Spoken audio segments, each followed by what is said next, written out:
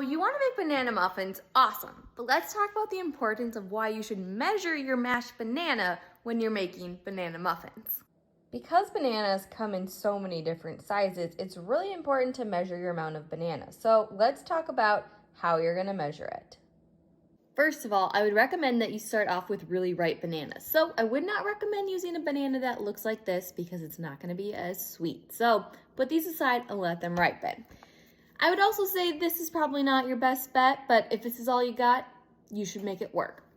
Now, my favorite kind of bananas are the ones that have been super overripe on my counter and I've put them in my freezer and then I pull them out. I'm going to thaw them, but here's my little tip. I like to break off the little tops because these tops are known to create little sparks in your microwave, which could cause a fire.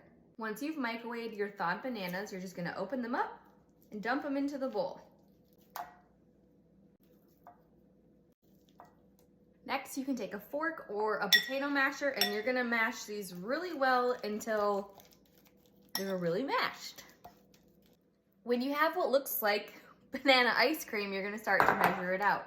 So go ahead and use a spoon and a measuring cup to measure out your banana. And now you'll know exactly how much banana is gonna go into your recipe and you're gonna get consistent results every time.